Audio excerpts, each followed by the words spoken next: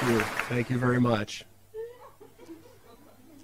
Yeah, so in 1969, we put a man on the moon. It's a big deal, I get it. But you know what really blows my mind? All the orbiters and Voyagers up there in space flying around for decades. Yeah, the ISS. It's been flying for 18 years nonstop. I used to think that was a lot. Then I found out about Voyager 1.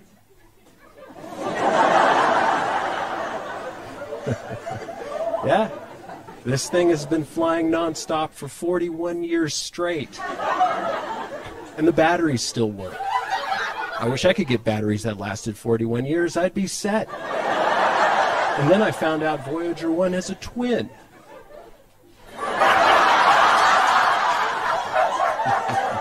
Yeah, Voyager 2. It was launched 17 days before Voyager 1. Mandela effect. Yeah, it could be.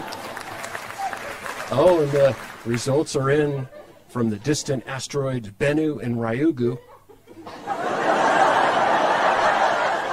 Yeah, it was a bust. I knew it would be. I could have told them that from the beginning. Look at these things. They thought there was lots of carbon and water.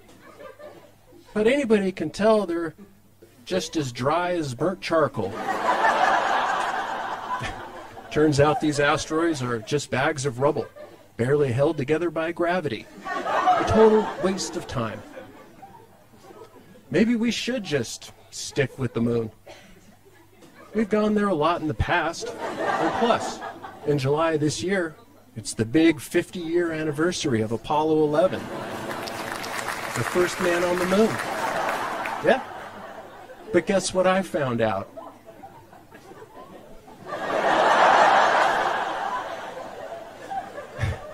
Anybody know what this is? Come on, what is it? Depth charge. Yeah, it looks like one. But this thing is the first Russian driverless moon probe called Luna 2. They crashed it into the moon way back in 1959. Yeah, they ditched it just east of Mare Imbrium, near the craters Aristides, Archimedes, and Autolycus. But then, after we got wind of that, we had to do something. So in 1962 through 1964, we crashed Rangers 4, 6, and 7 into the moon. Well, that really pissed off the Russians, so they hit back and crashed Luna 5, 7, and 8. Man, it sounds crazy, but it's true. Yeah, the first driverless Russian moon probe to reach the surface of the moon. Yeah, the Russians won that race. Well, that made us crazy. So we crashed Rangers 8 and 9. And then finally the Russians said, screw you. Yeah, and landed Luna 9 on the surface of the moon in 1966. Sex toy. Yeah. They really screwed us with this. Come on, we can't take that. It's too big. Yeah, that's what she said. But now the pressure is on. So we built a lander to smoke this Russian sex toy. And we sunk everything we had into it. Check it out. Yeah. It's called Surveyor 1. And on June 2nd, 1966, we landed this amazing machine on the moon. And got even with the Russians. But then the Russians punched back, landing Luna 13. We countered, peppering with Surveyors 2, 3, 4, 5, 6, and 7. And Orbiters 1, 2, 3, and 4, and 5. Landing some, crashing the others. And finally, after this 10-year brawl, the knockout blow.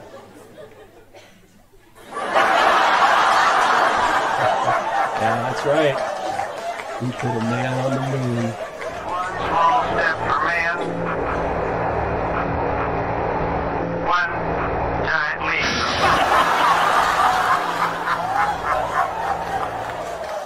Yeah, so I heard NASA is accelerating plans to return Americans to the moon, but this time to stay for good. Yeah, I don't know what the rush is, but they say it's important that we get back to the moon as fast as possible. That would be amazing, but we all know how hard it is to get back to the moon. We'd go back in a nanosecond. But we lost the directions. That's right. In 5 years, though, we're going back. Yeah, we're going to do it. We even have a landing zone picked out.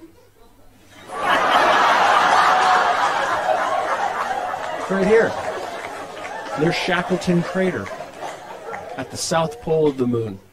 And in 2026, NASA is going to build a nice little place to stay called the Lunar Gateway. Yeah, a little space hotel. No, not on the moon. Too dangerous.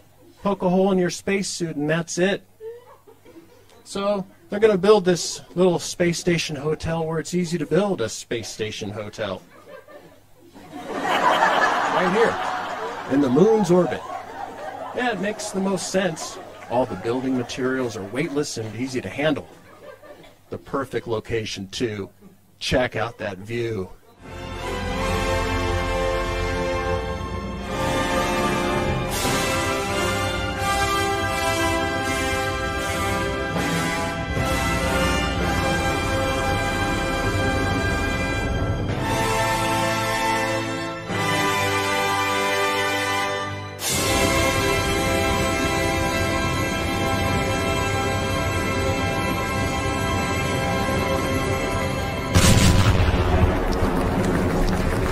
Imagine you and your girlfriend staying here at the romantic Lunar Gateway Suites, just a meteor toss away from the lunar surface.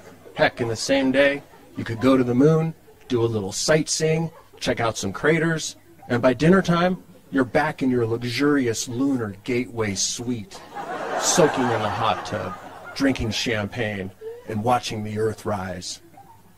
Transportation is provided by the new NASA Lunar Lander limo. Pretty sweet, huh?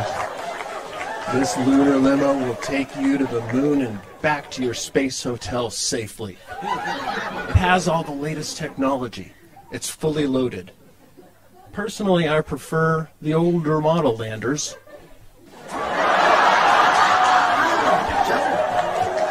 Right, a 60s classic. A real workhorse, and completely manual. No fancy software that can get hacked, none of that. Hey, you know what I'm talking about. No nonsense. I love that old body style. Just look at those clean lines.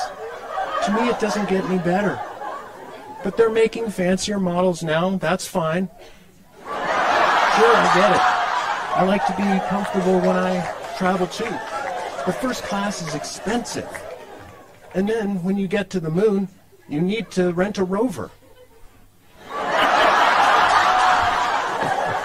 Yeah, and that can get real pricey.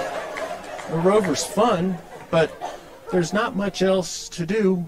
You can't see any stars. So instead, I'd book an economy seat on a red-eye rocket to Mars and go mushroom picking.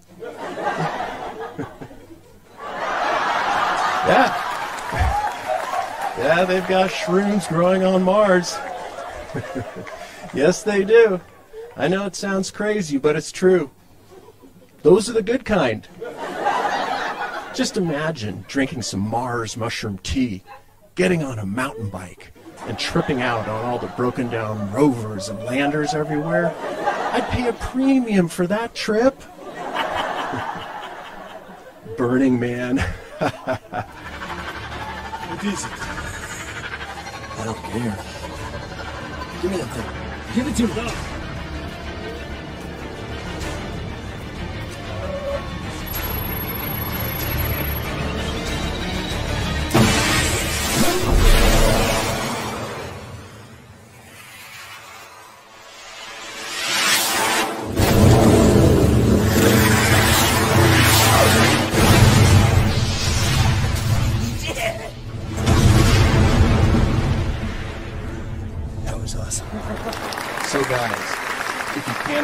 take a girl into orbit, I understand. It's expensive. But there is a solution. Give her Vector, the scent of space, the newest fragrance by Lockheed Martin. Drive her wild with its deep metallic bass, balanced by a subtle yet seductive fiery undertone that burns off clean like a chemtrail in the atmosphere. So give her Vector, a fragrance that's truly out of this world.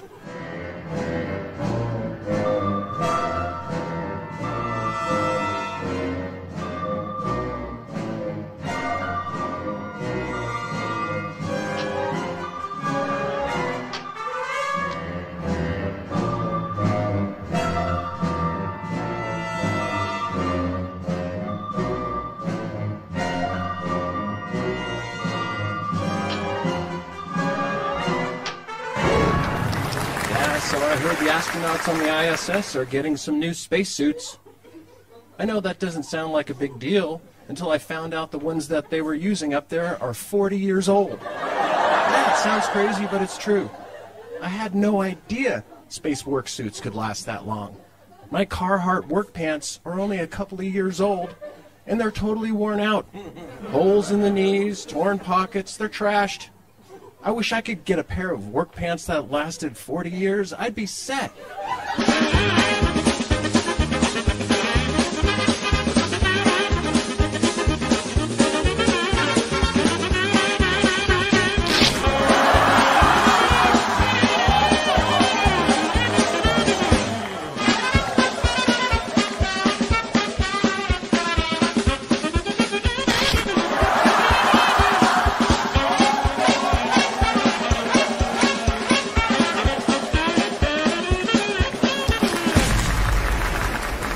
Good evening, everyone, and thanks for tuning in to tonight's space weather forecast.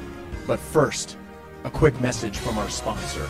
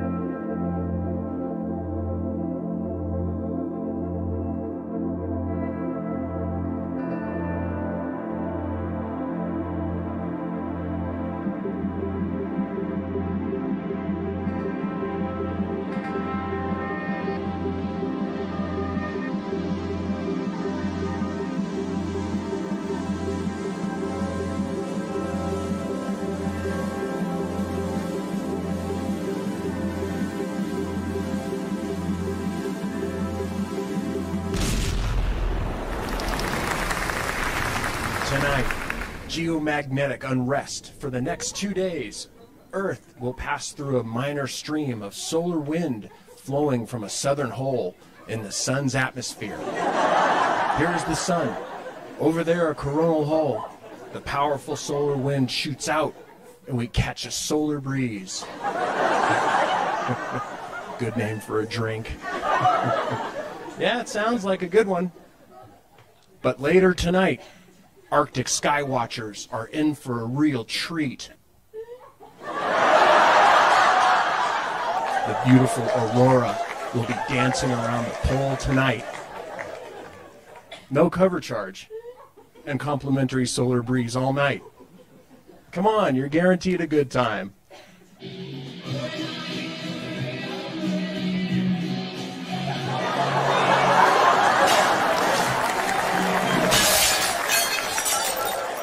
Yeah, So you guys know about Occam's razor, right? The problem-solving principle that when presented with competing hypothetical answers to a problem, one should select the one that makes the fewest assumptions. Makes sense, right?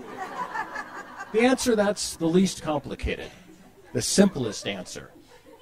I think everyone gets to experience Occam's razor at some point, especially couples. Here's an example of Occam's razor. Your girlfriend says to you, "Where were you last night?" You say, "I was at a friend's house studying gravitational acceleration." Yeah, she gets pissed off and heads to the bathroom and slams the door.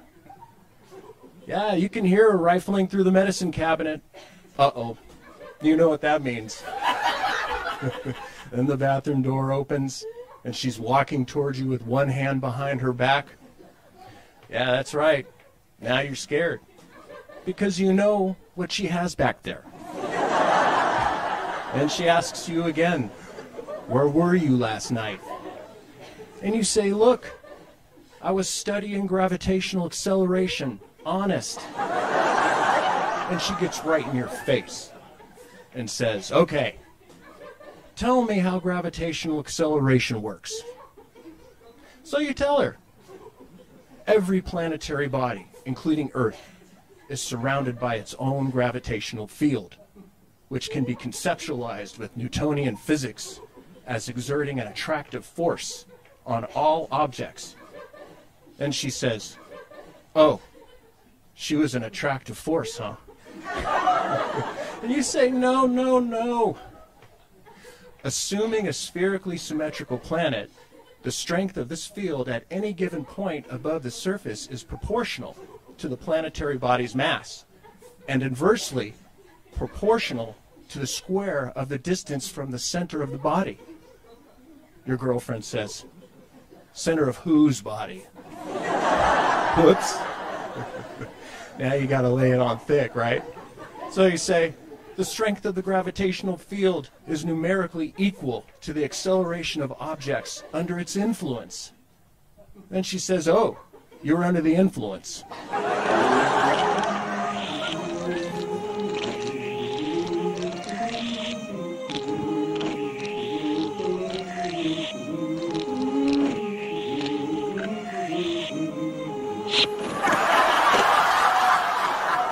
And after a nice dinner at the lunar restaurant, the Sea of Tranquility, you can both go for a walk on the moon.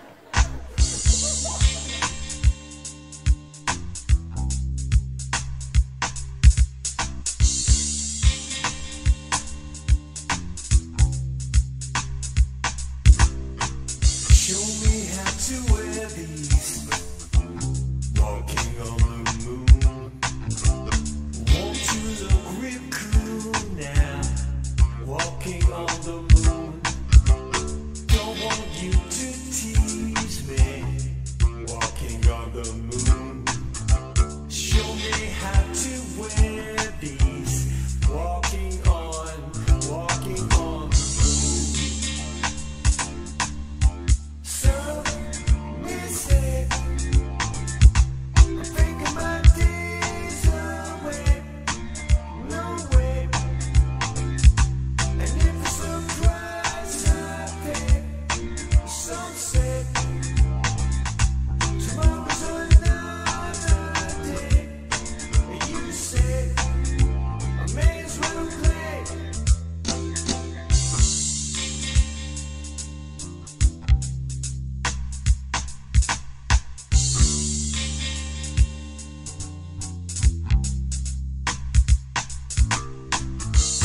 Giant steps are what you take, walking on the moon. Hope they don't see us fake it, walking on the moon.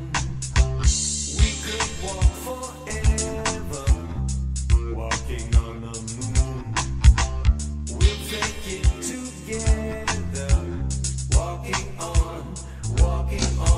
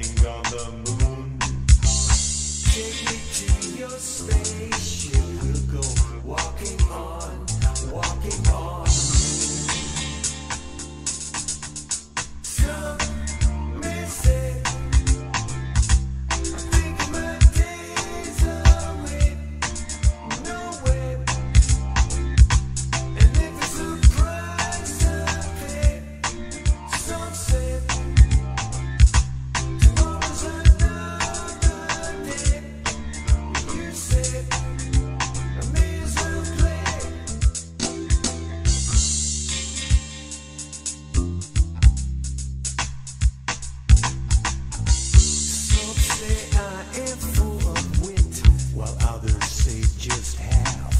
So take me on your big spaceship and we'll have a good old laugh. We'll go walking on the moon.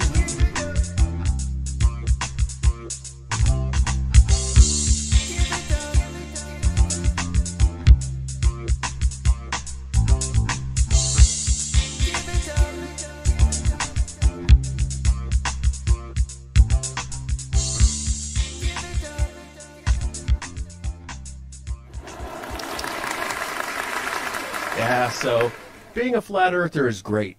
It's a real relief. No more ball games, right? Everything is easier, and the world makes sense now. Yeah, I know we had some good times on the ball, but I'm glad those days are gone, right? That's right, she knows. It's much easier being a flat earther, right? Everything slows down. No more of that crazy spinning out of control. You're able to relax and enjoy the world as it is. Right? Things are more peaceful. No stress. Yeah, you know what I'm talking about. I know it's rough at first when you find out the earth is flat. I get it. But after a while, it's all good. Yeah. Can't go back. Yeah, I can't go back either.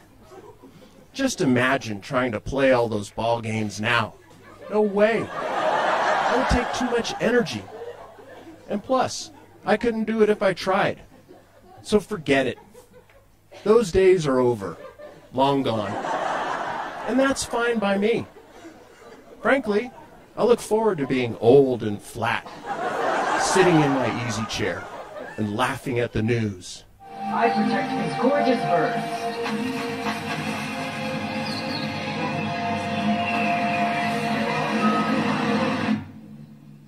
I'd make everybody,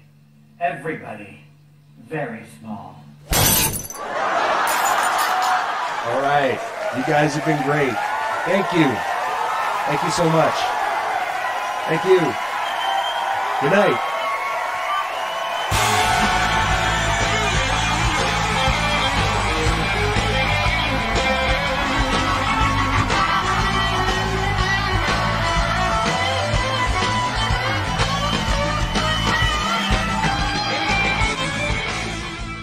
How much is that doggy in the window? The one with the waggly tail. How much is that doggy in the window? I do hope that dog is for sale. I must take a trip to California and leave my poor sweetheart alone. If he has a dog, he won't be lonesome, and the doggy will have a good home. How much is that doggy in the window? The one with the waggly tail. How much is that doggy in the window? I do hope that dog is for sale.